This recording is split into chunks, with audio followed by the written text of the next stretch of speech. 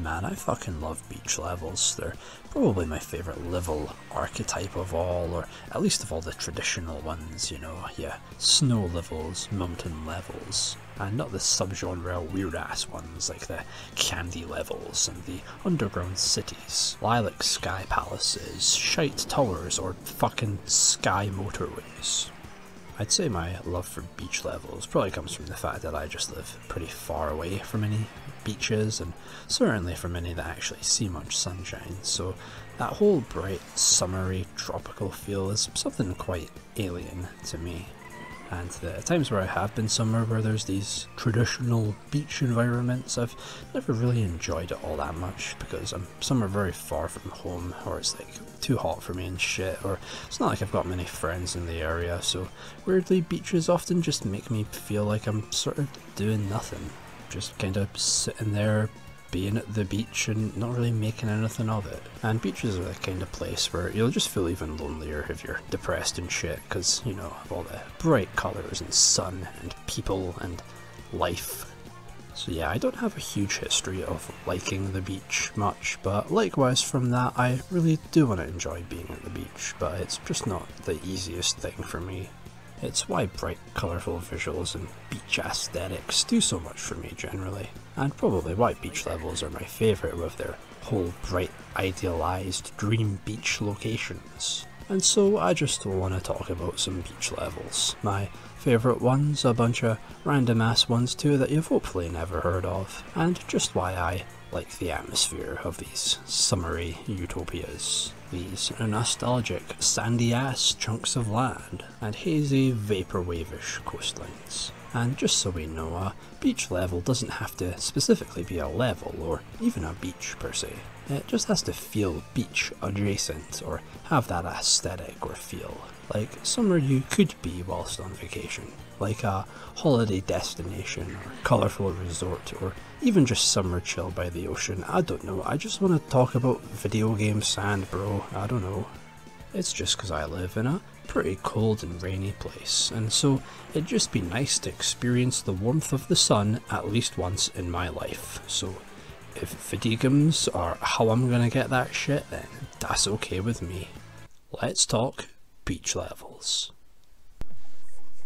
I must start with maybe like not a well-known one, not too obscure either though. I think it's a nice middle ground with Jumping Flash 2 in its first world. I really like Jumping Flash, honestly. I don't know, it's very simple, but I think it's really good fun. And you know, in the whole realms of really early 3D games, I'd honestly rather play like Jumping Flash to a lot of them. Like, I'd rather play Jumping Flash 1 or 2 to like Mario 64 or some shit, honestly. I just really like the focus and feel of Jumping Flash. Yeah, both Jumping Flash games have really good music, and I really like how this is the first stage. It's not really a beach, no, but it's, I mean, come on, look at it. You cannot get more of like a tropical holiday or resort aesthetic than this, with like all those PS1 palm trees and like the boats sort of floating. Because the way Jumping Flash works visually, they have like the sky up top, and that always flows, and that always mirrors down below, so I guess they were like kind of pretending this sky to also be like the ocean. It's cool. I think it's a very... visually, I love it's sort of like maximizing minimalization, Jumping Flash. I mean, the music is really what gives it that tropical feel, but it's just like the fact that you're platforming over like pools and like huge like beachside hotels. It is an aggressively holiday resort feeling. Okay, but let's go to one that literally everyone knows. I think everyone loves Treasure Trove Cove. I mean, like, I obviously I do. I don't know, when I think of like when I think of Banjo-Kazooie, I do think of Treasure Trove Cove before I think of anywhere else. So yeah, the first time I ever played this game was with a friend. I think we played it on Rare Replay on Xbox One of all places. Yeah, this is sort of about as far as you can kind of force yourself to get on like a regular playthrough if it's your first time.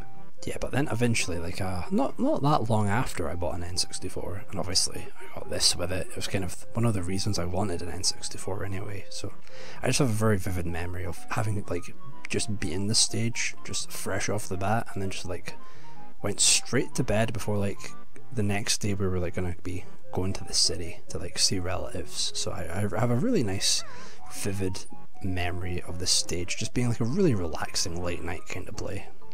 Yeah, visually it's nice and simple. It's just like a big earthy sandy hill. But the blue hazy washy kind of like horizon that stretches infinitely around you, it's nice, man. Music slaps, of course, as well. Yeah, but I think it's probably one of the best levels in the game as well. In terms of like design, it's very like tightly built. It all kind of like revolves around the hill. You've got like the cool little bit of the side of the rock pools. You've got like a little cave in the middle, sort of underneath the huge lighthouse tower at the top, and the view you get from atop that hill where the lighthouse is, the fact that the music fades out there and you just have like the sound of the waves and the seagulls, it really does feel like a really high up, like you're staring out at the ocean. It's a really damn nice atmosphere. Then obviously there's like the freaking the hippo pirate guy who's just like sobbing to himself on his ship all alone, the fucking loneliest man in the world. This is me. This is how I feel every time I'm at the beach as well, bro. Don't worry. Yeah, but it feels very spacious, but it's a really compact level. Like that's kind of what I really like about Banjo-Kazooie, that I feel like a lot of other N64 collectathons didn't really do. It's so concise. It's not like these areas feel huge, but like there's just enough that you feel like you've got like a lot to do and you're on an adventure, but it's never overbearing. That's kind of why I like Banjo-Kazooie better than like 2E and stuff. Yeah, but it's like the colour of the ocean is really nice and blue. It matches the horizon perfectly here, and just like the shape of it all. It's just really a fun level to look out at and see all the shit that you gotta scale. Oh, and of course there's the big cave tower and the stop and swap place. That's absolutely fucking useless, but like you'll always still try and climb it anyway, right? I love it. It's just like actually one of like the more intensive platforming challenges in the game, and it's literally for fucking nothing. You just sit there at the top of the fucking cave and that's it. So yeah, while we're in the realm of Rareware and N64, I guess it's worth mentioning Donkey Kong 64.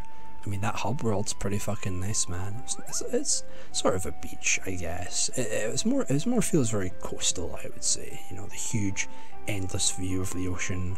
Well, yeah, where you're on your island. It's freaking nice. I don't think Donkey Kong 64 is the worst thing ever. I'd rather play it than like Banjo-Tooie. I get that there's like more backtracking in Donkey Kong 64, but Banjo-Tooie just kind of like that game is too big. The levels are just too big in that game for me, and a lot of the objectives are kind of like fetch quests. I see the argument for Donkey Kong 64 not being fun, and I would agree it's not very fun, but I still kinda like it, honestly. I hate to admit. But yeah, this hub is just like, it's beautiful. It's just like the sort of feeling of just like sitting there staring out to the ocean when you're like totally just like on your own. It's really fucking nice. And yeah, not really a beach per se, but it deserves to be here, alright. The N64 and certainly Rareware, they knew how to make a fucking beach, man, let me tell you. Because of course, you know I'm gonna fucking talk about Diddy Kong Racing, the best Rareware game. Don't at me. I mean, yeah, honestly, I think the beach tracks in Diddy Kong Racing, I do like the snow ones better, but like these are a close second. It's pretty hard to choose between the two of them. Obviously, the music is great. The music slaps hard, especially on like Pirate Lagoon, that fucking like jazz organ shit, man. That is awesome. I love it. That is like the summariest sounding music you can get, man. But yeah, and it's the brightness. It's very sandy, like a very light blue, watery colour everywhere, which is really nice. A lot of like light colours. It's not like densely saturated, so it's really nice and sort of crystal clear looking, I would say. Yeah, man, I fucking love Diddy Kong Racing. Honestly, I would say it's probably my favourite car racer. I dare even say it's just like one of the most simple, fun games I've played. It's just good shit, man. Kart racers just kind of only really have to be fun, but the fact that Diddy Kong Racing does that It does it perfectly to me, and also kind of makes it feel more of like a big conceptual adventure type shit. I really do like this game quite a lot. It's probably my favourite N64 game, besides, I don't know, Majora's Mask. It goes Majora's Mask and then Monkey Racing Game. But yeah, there's four beach tracks. There's I forget what they're called. It's treasure caves. Yeah, it's like the cave with like the view to the beach outside. That's kind of nice, but like I much prefer the ones where they force you onto like the hovercrafts, like Pirate Lagoon. Look at that, like the extreme like sunset orange that's on everything is fucking lovely, and it's a really nice concise track as well. It's just like a circuit with like loads of hills and ramps to bounce around in. It's a really simple, bouncy kind of course. It's insanely good fun. I love the little like castle as well, like that little sort of sand castle, but it's a real castle, and it's just on this fucking like tiny island, like a Bastille that the French built or some shit. It's cool. Then you've got Whale Bay, right? And that's just like, that feels like something from like Wave Race. That feels like looks and feels like a Wave Race course, and I really like it. Yeah, and the last one's Crescent Island. I was trying to think what it was called again. That one's nice. It's kind of like more like you're on the land, but like you get some great views, and it's a kind of like a pirate themed course, I guess. Pretty awesome as well. Oh, and I can't forget the boss as well. The boss fights in Diddy Kong Racing are so fucking hard if you don't know the strat. You know, if you're not accelerating when you go for a boost, you go through way faster, and if you don't do that, this game is fucking hard as hell, and the final boss is like actually impossible. But yeah, I actually prefer this boss to a lot of them. I feel like the dragon boss and the first like dino boss are kind of frustrating, but the octopus guy, I don't mind him. He can stay. I don't really remember this, but there's also like the battle, like, you know, the battle map that's like the nighttime cove. That looks fucking nice as well, man. God damn. Rare knew how to make a fucking beach. I'll give them that. I suppose it's also worth mentioning while we're here, the modern Donkey Kong Country games, they really get like the beach aesthetic nailed down a lot. Like, you know, Country Returns and Tropical Freeze. I really do like those games. They're insanely good fun as well. The atmosphere's not as like good as the older Donkey Kong Country games. It's kind of my only complaint, really. They play fucking amazing, and they still have a very distinctive feel of their own. So they're worth mentioning. They have a pretty strong beach aesthetic and vibe as well. But let's go from a N64 racer everyone loves to one that no one cares about. Let's go to Top Gear Rally. Yeah, who's ever played this guy? I really like this game. It was my first N64 game, because where I live, we actually used to have a video game shop that lasted like a year. They had like nothing there. Like video games, movies, comics, all the works, but like I was just there for the video games, and I think this was the only game I ever bought because I needed something. I just bought an N64 and I had nothing else, so I mean, as well they'd opened up then. I think this is the only game I bought from them, as well as like maybe like Tomb Raider 3 or something that I've not played or don't really care to. But yeah, man, Top Gear Rally, it's just like a rally racer, but it feels kind of like driftier and a bit like more arcadey than your average rally game, which I really like. I just really like it's an incredibly like N64 atmosphere game. If you just want like N64 ambience, this is an absolute recommendation for me.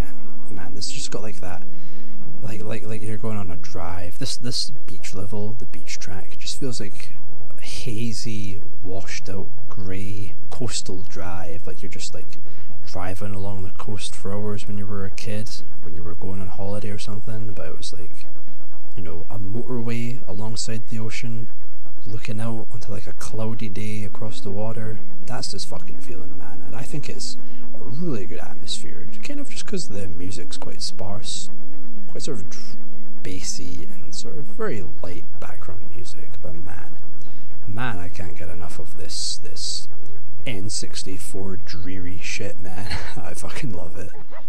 And your boy Majora's Mask as well, that's got like a beach level, I guess, sort of. I can't remember if Ocarina of Time had one, but I'd rather play Majora's any day over that game. Yeah, obviously, like anywhere in Majora's, it's quite an eerie beach, but it has that sort of like a real desolate, empty feeling, like you're staring out into the water, into the coastline on a freezing day while you're like, I don't know, sick as fuck, or like so tired you can hardly stand kind of thing. This is what like being really depressed at the beach is like, and I love how well it's been captured in a fucking Zelda game of all things, but I guess it is Majora's Mask, so it would make sense. Yeah, it's eerie but in like a really relaxing way, and I really like that about this specific little bit of beach here. Very cool. And now let's go Wily Country Golf while we're still in the N64 realms. Yeah, you know, one of the classic N64 games, Wily Country Golf. Is that what it's called? I forget. It's basically golf in Hawaii, right? I think so. I think that's where this game takes place. So naturally, it's a lot of palm trees and bright sun, but you don't really get much of a sense of, like, you never really see much of the coast or much of the ocean, but it definitely still has that tropical feel that's very beach.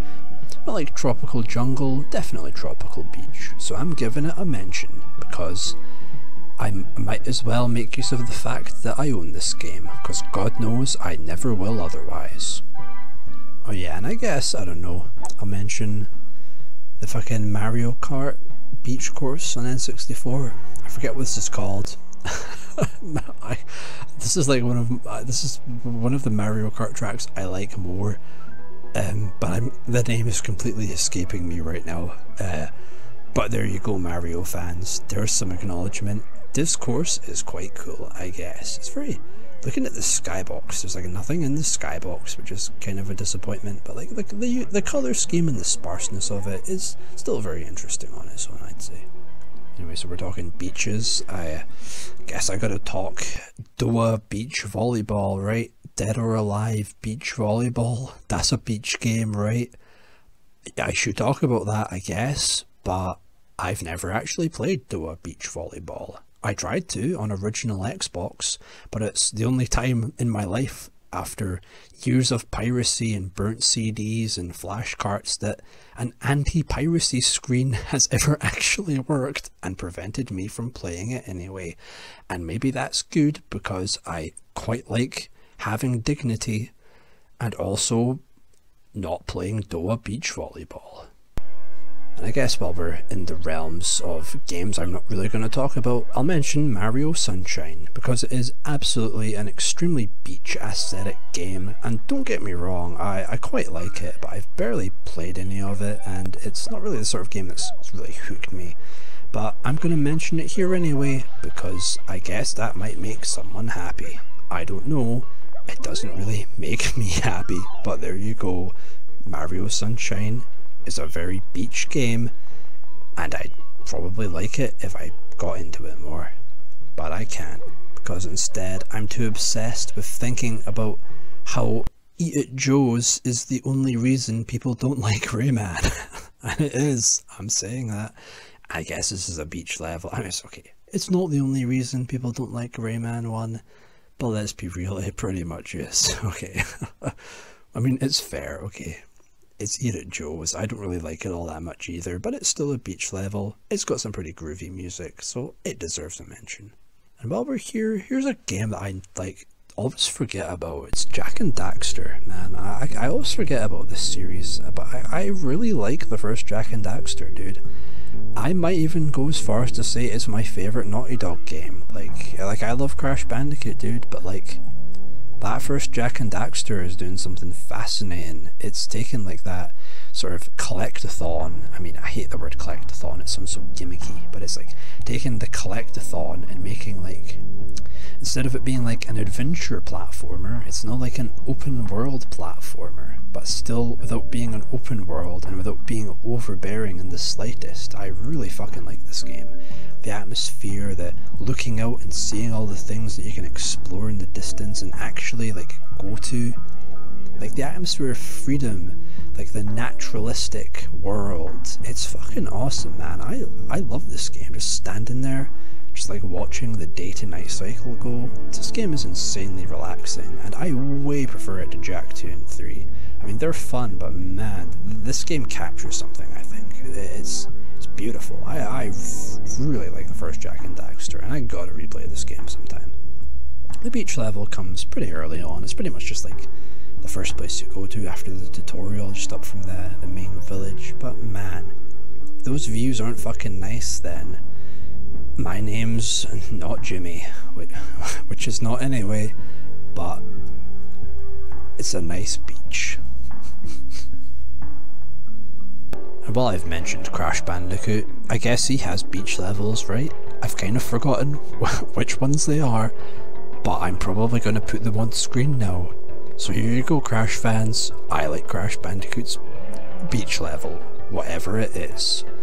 Spyro as well kind of has like beach levels. I always forget, I never think of Spyro when I think of like level archetypes, because Spyro's atmosphere is just like too unique.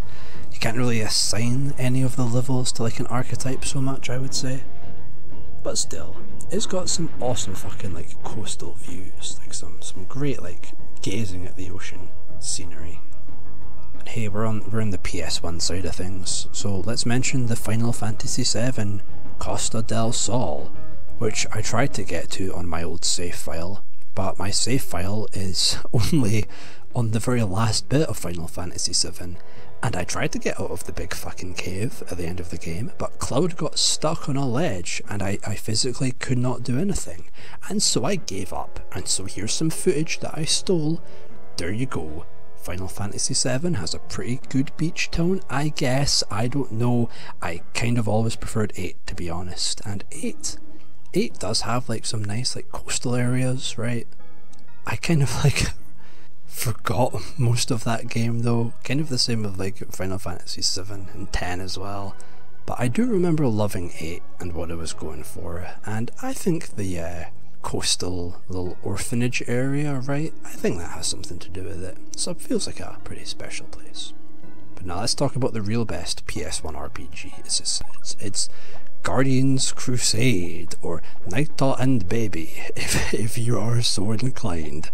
This game is dumb, and it's really like short and basic, but man, I fucking love it. Like, it's just like its whole vibe and its feel. It's basically intended as like Baby's first RPG. It's a Tamsoft game, if that gives you anything to look forward to.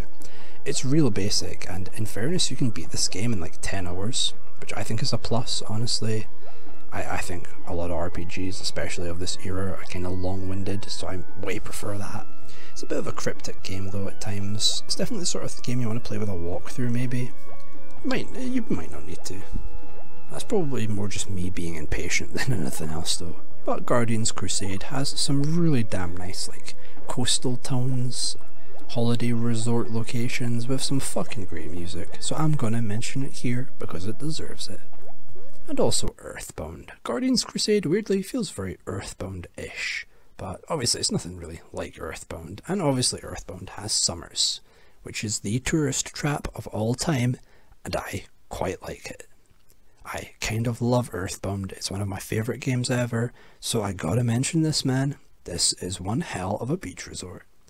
And hell, we're talking RPG adjacent kind of stuff. I'll mention Magic Knight Rayearth on Saturn, because it has a part of that game, I think it's called Talfon by the Sea, but it's just like a coastal town right by the ocean, and you go out into the ocean into like a big sea cave.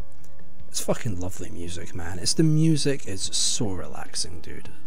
Yeah, I love this game. This one of the best games I've played on Saturn. It's maybe a top 20, 25 favourite game of all time. It's just super fucking relaxing. It's like sort of a Zelda gameplay, but more kind of combat oriented, and not really like Zelda. Doesn't really have Zelda's dungeon puzzle backtracking stuff that kind of really turns me off from every Zelda game. Yeah, it's like Zelda, but more sort of in like a JRPG setting, you know. I mean, Rayearth is like a pretty classic like fantasy. I guess I've heard some people call it like magical girl. I don't fucking know. It's just a damn good game, and I watched the anime after, and it's also pretty damn good, and I might read the manga sometime.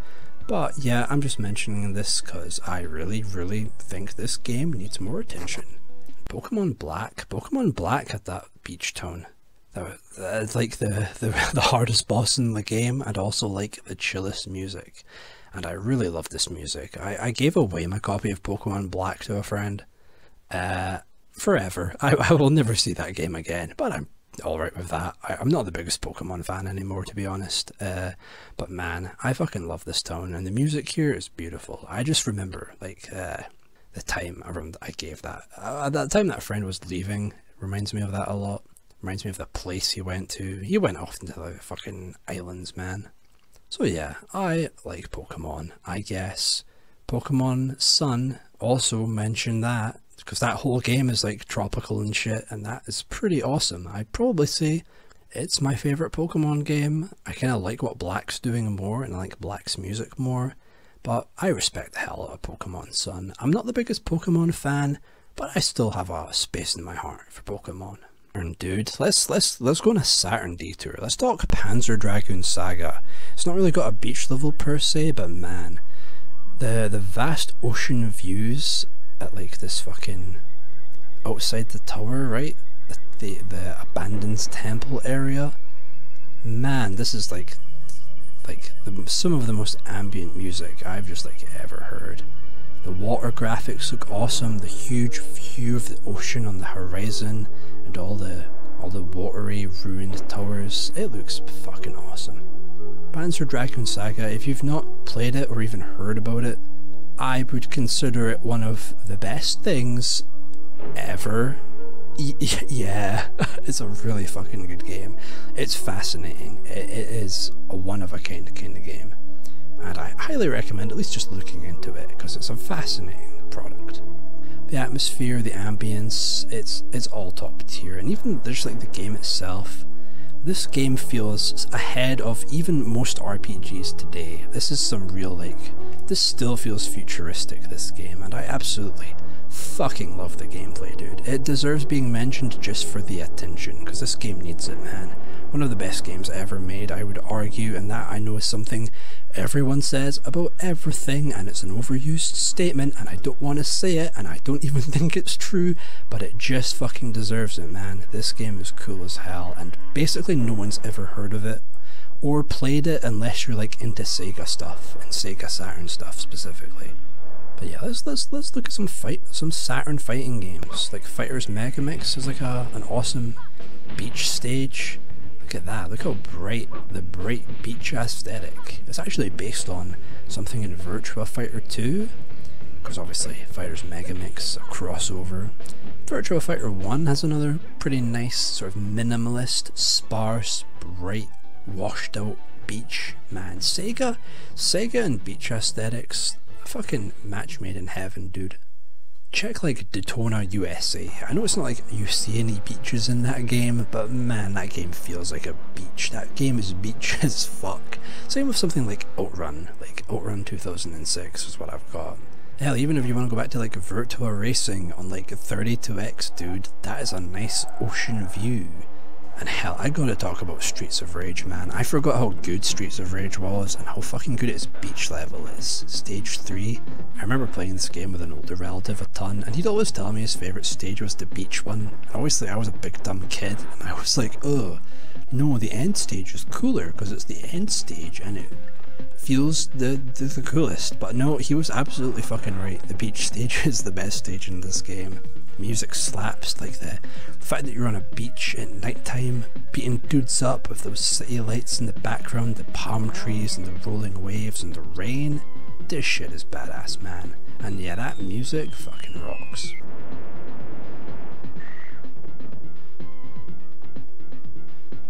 It's in the realm of that cool like Neo Geo kind of energy, and I'm gonna mention Neo Geo here just because there's a lot of cool beach and ocean aesthetics here. I'm not the biggest fan of like fighting games, but I love Neo Geo just for like the energy and the feel of those games. It's fucking electrifying, I think. And yeah, they have some pretty awesome beach looking places.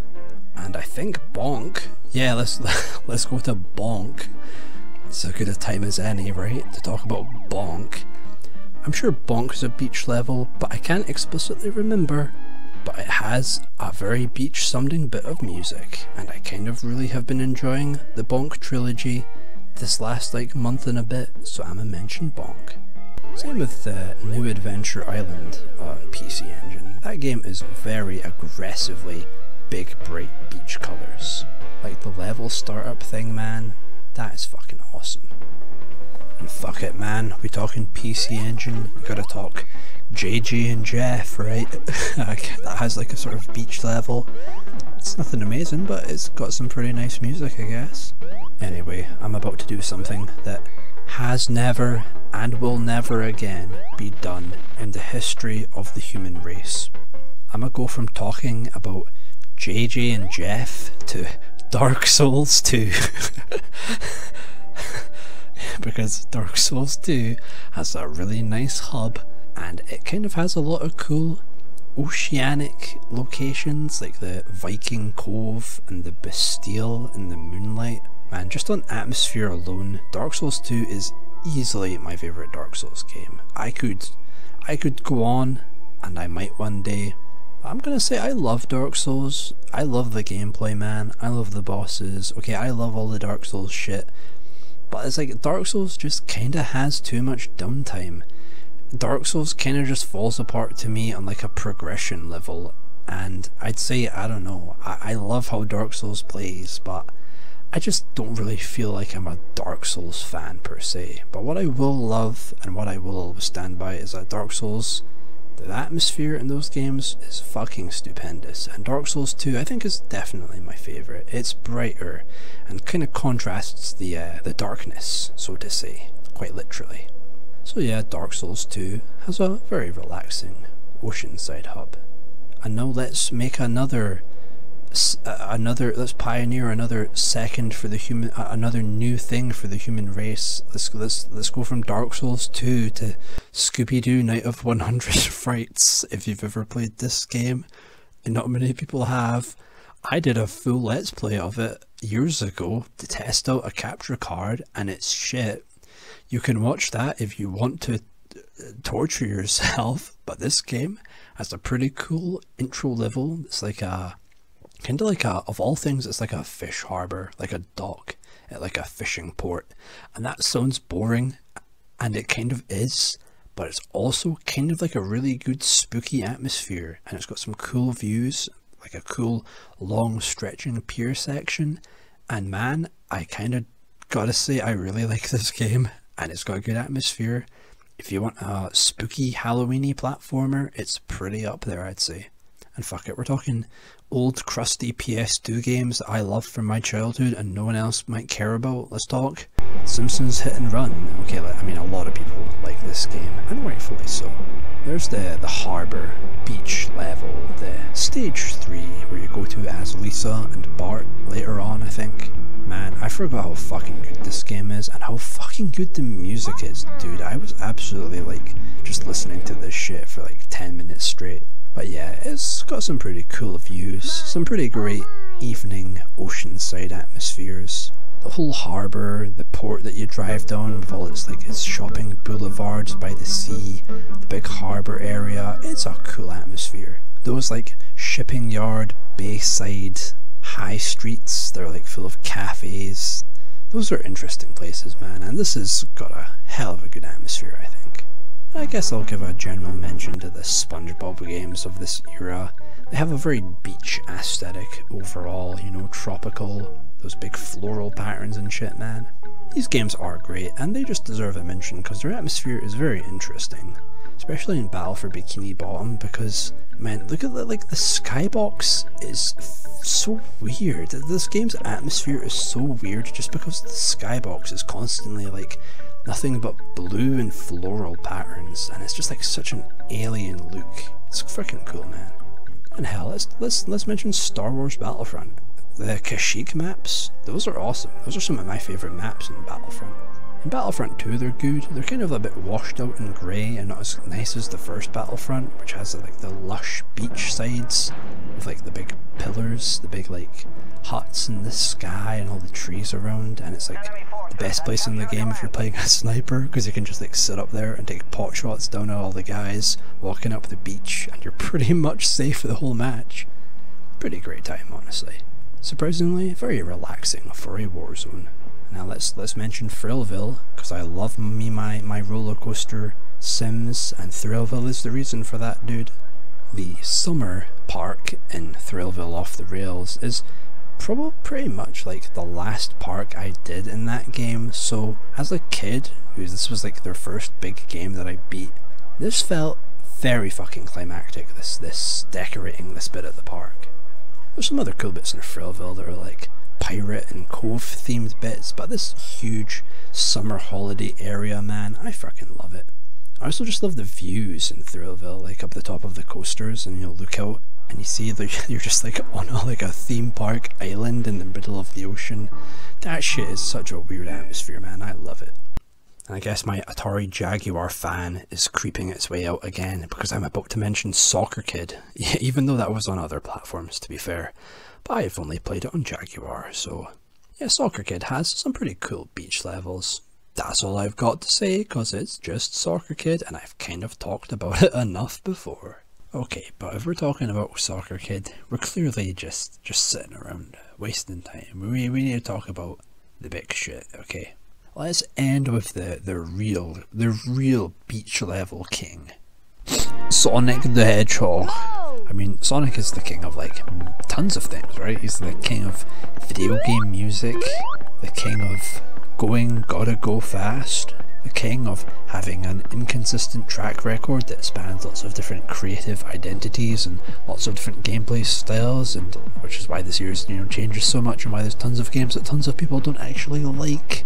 He's also the king of beaches, okay? We can't deny Sonic's beach levels kinda go hard.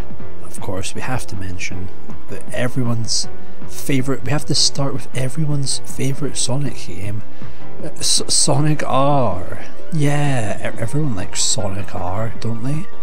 I sure do. I love Sonic R. Fuck you. I think this game is awesome. If you just like stand there and look out at the courses, and you maybe turn the vocals off in the music, I don't know, I quite like them. And you just sit there and listen and get immersed and look out at this game, it feels like the Saturn era Sonic game. Even if it's not, we're never getting that anyway, guys. Give up the dream. Just stand there and take in Sonic R, and you'll pretty much feel content, I think. There's also the beach level in the first Advance game, right?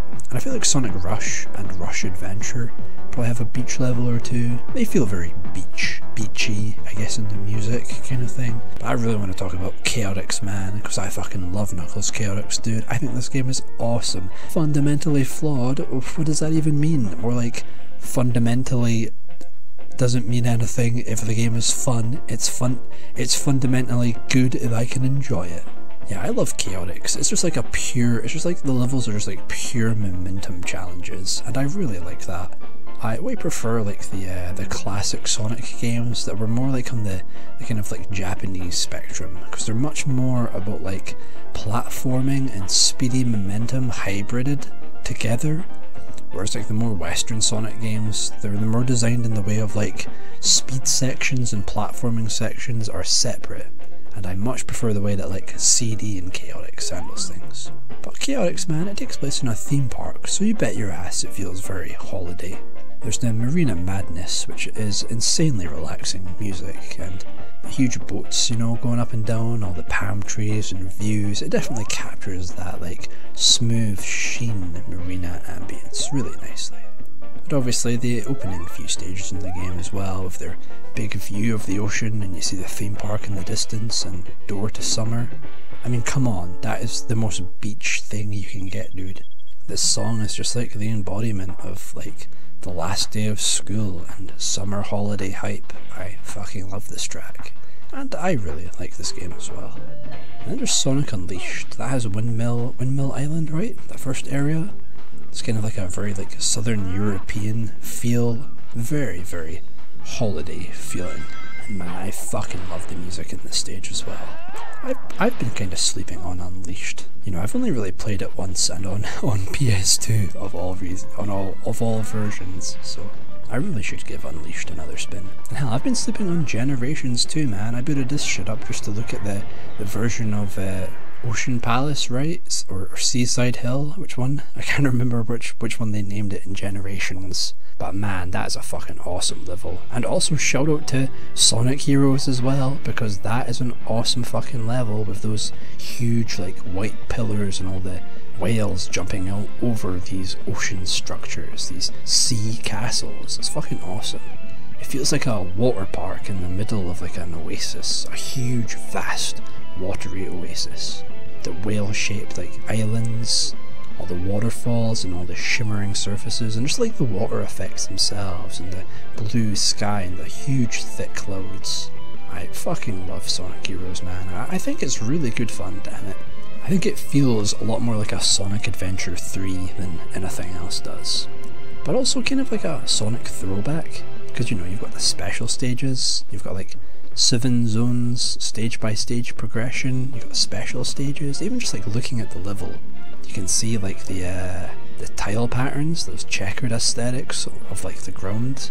Yeah man, I think this game is totally doing like a classic Sonic throwback thing, well ahead of Generations.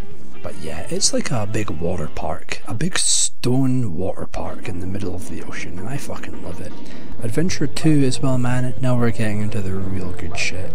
Adventure 2 has Metal Harbour, which is an awesome like industrial ocean environment, and the seagulls everywhere, and the music's hype as fuck, dude. I love this stage. It might be my favourite stage in the game. The views are awesome, and I really do like industrial areas by the ocean, or like motorways by the ocean. It's such a weird mesh, such a contrast of things and of visuals, you know. Even like the Chow Garden, you have that really nice view of the ocean in the distance. And of course, I have to mention it, the, in my opinion, best beach level, and probably the reason I fucking love beach levels, is Sonic Adventure. This whole game is aesthetic, is like the best summer from your childhood, and I fucking love it. Emerald Coast is amazing, dude. Every single like view and shot is just like this bright summer washout dreamscape. I fucking love it, man. Palm trees and the sort of uncanny movement of the water as well. The view of like the skybox and all like the big fun structures and shapes of the hills over the ocean really gets you excited to actually like get to run through it all and play the level. As you look out over into the deck chairs and palm trees in the distance and the never-ending summer skybox. I honestly think Sonic Adventure is one of my favourite games, just purely on its atmosphere and its music. And I feel like this first level owes a huge part to that. Yeah, this level is just insanely fun to play. The Big's fishing stage in this one is pretty good as well. It's probably my favourite of his stages. And hell, even just the hub world, man, in this game feels very summery. View of the ocean from Station Square. This whole game's aesthetic is just like a summer washout. You look at all like the pool splashes, the watery bright ripples, and the palm trees meshed together so fucking cool in like the promotional art. And hell, there's that one piece of like Dreamcast promotional art that I love, that's like the 3 kids at the beach staring off into the distance at something that you don't see what it is in like the bright scorching sun. I fucking love the Dreamcast and its whole aesthetic. It's very summery, like some sort of like bright summer dream, some sort of like watery utopia. It's fucking awesome, and probably just like one of the summariest aesthetics there is, without it being like distinctively that way. It's very zen. I suppose that's kind of, I think, the appeal. A lot of these places I've talked about aren't even beaches, to be fair, but I think being at the beach is more the feeling of just like looking at the horizon and looking at the ocean. That kind of zen you get when you're just staring across like a huge stretch of the sea. So yeah, that's some of my favourite beaches and coastal areas and places by the sea, and I don't know what this was, but I just wanted to kind of talk about a fuckload of different video games that I really like, and why I kind of really like them. Yeah, there's just like a real peace and zen and emptiness to capturing that feeling of being by the ocean. And that's maybe more than the bright summery beach aesthetics what I find so interesting. That sometimes the most peace you can ever feel is just when you're sitting there and taking in what's around you at the moment.